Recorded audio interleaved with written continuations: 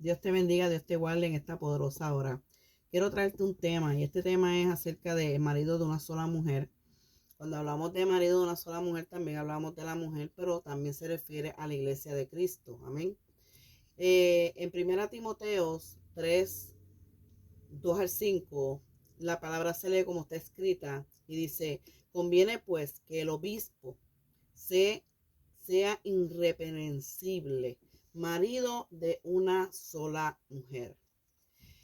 Eh, él se presenta ante el mundo en general sin vida, su vida tiene que ser eh, irreprochable para no proporcionar motivos de acusación. Y esto nos habla del presente y no de lo pasado. Esto es una advertencia ante la poligamia y de hecho es un problema para ir a la iglesia, ¿verdad? Para la iglesia hoy en la actualidad. Estos no son requisitos como muchas personas afirman, sino que es una cualidad. Amén. No amador de vino, ni alborotador, ni codicioso de ganancias deshonestas, sino moderado, no contencioso, sino avaro. Se habla acerca de las bebidas alcohólicas, no pendenciero, que significa una que significa un adjetivo que califica a una persona que pelea, evidencia a una proporción de enfriamiento en un término derivado de prudencia y es una palabra que se emplea para nombrar las disputas a los altercados. Por lo tanto, también habla de una persona avaro que es apego desordenado a las riquezas y tiene el placer de atesorarlas sin compartirlas con nadie. Es una persona falsa, ciega o escatima alguna cosa. Por ejemplo, una poca avaro es, una persona avaro es falto de amor, no tiene amor. Amén. Versículo 4 dice que gobierne bien su casa, que tenga a sus hijos en sujeción con toda honestidad. No tener una actitud dictatorial, sino marcar las pautas de espirituales, ¿verdad? Las pautas espirituales y habla de la obediencia, es obedecer. Amén. Porque no sabe gobernar su casa, ¿cómo entonces podrá cuidar de una iglesia? Esto es un caso indiscutible. Es un caso indiscutible. Si tú no puedes gobernar en tu casa, ¿cómo tú podrás gobernar dentro de la iglesia? En 1 Corintios 6, del 12 al 20, dice, oh, ¿no sabéis que el que se une a una ramera es hecho con ella un cuerpo? Porque dice, los dos serán una sola carne. Aquí nos está hablando de cómo podría alguien, sobre todo un creyente, ¿verdad? Una persona que es creyente, pensar que el Espíritu Santo sancionaría el terrible pecado de la fornicación. Esto concierne a un argumento contra este pecado que es el más original e impresionante que se haya usado. Ningún tipo de relación sexual entre los sexos es libre del pecado, excepto bajo la sanción del matrimonio. Amén. Versículo número 17. Pero el que se une con el Señor, un espíritu es.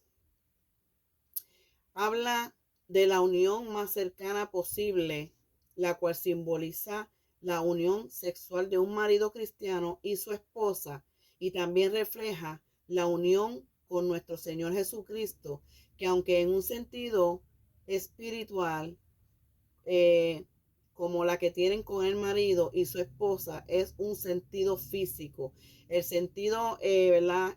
Cuando dice unión más cercana entre un hombre y una mujer, también está hablando de la unión entre Cristo en lo espiritual, ¿verdad? Es mantenerte cerca, concentrado del Señor, estar cerca del Señor, amén. Huir la fornicación, cualquier otro pecado que el hombre hiciere, está fuera de su cuerpo. Pero el que fornica contra su propio cuerpo, peca. Ahora escucha bien. Dice que no es una sugerencia, sino es un mandato.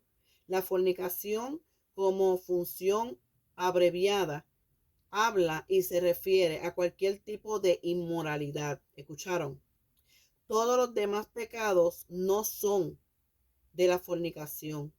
La glonotería, la embriaguez o la drogadicción, etcétera, aunque afecta el cuerpo de modo negativo, tienen su origen desde afuera, pero con la fornicación la fuente de inmundicia está en el corazón.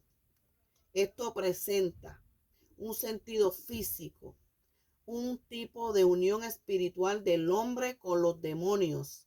Es la razón por la cual Dios se refería a Israel, al pueblo de Israel, cuando adoraban a los ídolos como adulterio espiritual o de fornicación. Amén. Versículo 19 dice: ¿O ignoráis que vuestro cuerpo es templo del Espíritu Santo, el cual está en vosotros, el cual tenéis de Dios, y que no sois vuestro? Aleluya. Este cuerpo no nos pertenece a nosotros. Este cuerpo es cuerpo y es templo del Espíritu Santo del Señor, porque en él es que mora el Espíritu de Dios. Amén. Una vez nosotros venimos a Cristo, confesamos a Cristo, lo aceptamos como nuestro único Salvador, ¿verdad? El cuerpo, ¿verdad? Cuando nosotros morimos y resucitamos de nuevo, que es volver a Cristo, caminar en Cristo, quiere decir que nosotros somos criaturas nuevas. Y hacer criaturas nuevas, este cuerpo ya le pertenece al Espíritu Santo que mora dentro de nosotros, de nuestro ser. En realidad, esto habla del cuerpo humano del creyente, nacido de nuevo como un santuario del Espíritu Santo, y todo es de Dios y en consecuencia debe ser tratado así. Pertenecemos al Señor. Versículo 20. Porque comprados sois por precio. Glorificad pues a vuestro Dios en vuestro cuerpo y en vuestro espíritu, los cuales son ¿de quién? De Dios. Aleluya. El precio de la sangre derramada en Cristo es el Calvario, donde mora el Espíritu Santo. Habla del uso de la morada, porque fuimos creados por Dios y hemos sido comprados a un gran precio. Ahora bien, seguimos aquí en Apocalipsis, me manda para Apocalipsis 22, versículo 15, y dice: y el que no fue hallado escrito en el libro de la vida fue lanzado al lazo del fuego. Esto, ¿verdad?, nos dice que hay un registro de todos redimidos, y esto incluye a todos, toda persona que no está redimida, comenzando desde Adán y Eva. Y lo que quiere decir es que si ellos no se volvieron a Cristo, ¿verdad?, no son redimidos. Amén. Mateo 19:9 dice: honra a tu padre y a tu madre, y amarás a tu prójimo como a ti mismo. Esto significa que el último mandamiento no fue parte de los primeros 10, sino fue resumido por todos los mandamientos, los cuales trataban con el prójimo. Amén. En Levítico 19:18 dice: no te vengarás ni guardarás rencor a los hijos de tu pueblo, pero amarás a tu prójimo como a ti mismo. yo soy el Señor, ¿verdad? Esto habla del cumplimiento de la segunda totalidad de los 10 mandamientos del Señor. Amén. Primera de Corintios capítulo 7 versículos 15 y 16.